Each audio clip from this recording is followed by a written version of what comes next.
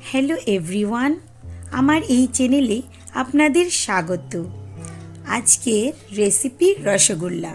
বাঙালির খুব প্রিয় এই রসগোল্লা বাড়িতেই একদম দোকানের মতো খুব সহজেই বানানো যায় এই রসগোল্লা। তাহলে চলুন দেখে নেওয়া যাক এই রেসিপিটি।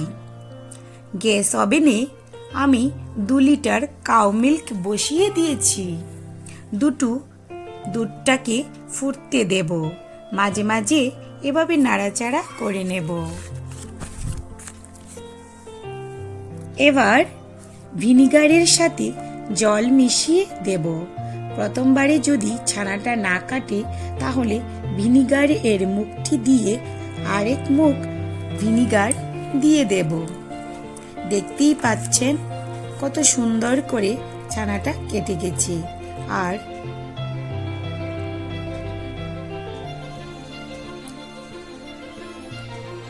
ছানা কাটাটা পারফেক্ট হয়েছে কি করে বুঝবেন? যখনই দেখবেন ইয়েলো কালার এর জল বেরিয়ে আসছে, বুঝতে পারবেন যে ছানাটা কাটা পারফেক্ট হয়েছে। এবার একটি ছাঁকনিতে ছানাগুলো নিয়ে একটি পাতলা ও পরিষ্কার কাপড় নিয়ে ছানাগুলো টাইট করে বেঁধে চেপে চেপে ভেতর থেকে জলগুলো নিগড়ে নিতে হবে। কিছু সময়ের জন্য এভাবে বেঁধে রেখে দিতে হবে। এবার এর শিরাটা তৈরি করে নেব। শিরা তৈরির জন্য গ্যাস ওভেনে একটি কড়াই বসিয়ে দিচ্ছি 2 গ্লাসের মতো জল আর 1 গ্লাস চিনি। দেখুন শিরাটা আমার ফুটতে শুরু হয়ে গেছে।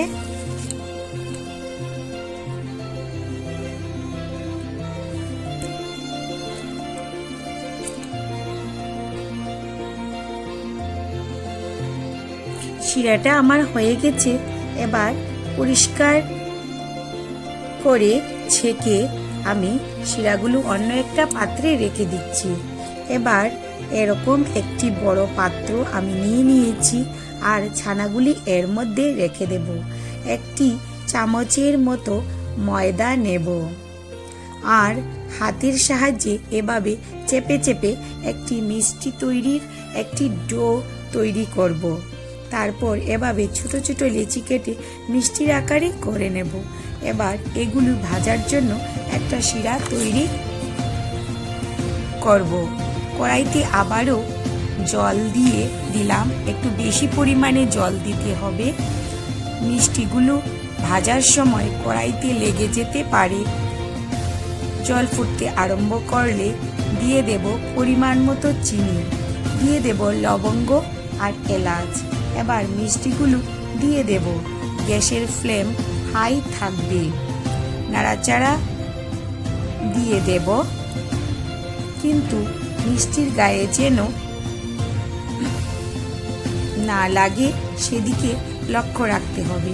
প্রথমে 10 মিনিট, তারপর 10 মিনিট ভালো করে রসগোল্লাকে ভেজে নিতে হবে।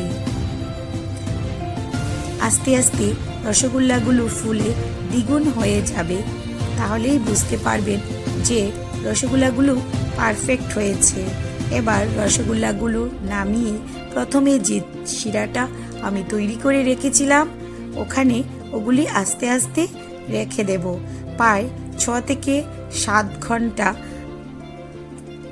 শিরার মধ্যে মিষ্টিগুলো ভিজিয়ে রাখতে হবে, তাহলে এর টেস্টটা পারফেক্ট হবে। আমার এই রেসিপিটি যদি ভালো লেগে থাকে তাহলে আমাকে কমেন্টে অবশ্যই জানাবেন এবং একটি লাইক দিয়ে দেবেন। আর আমার এই চ্যানেলে যদি আপনারা নতুন হয়ে থাকেন তাহলে চ্যানেলটিকে সাবস্ক্রাইব করে পাশে থাকবেন। তাহলে আজকের মতো এ পর্যন্তই। দেখা হচ্ছে পরবর্তী ভিডিওতে। সবাই ভালো থাকবেন।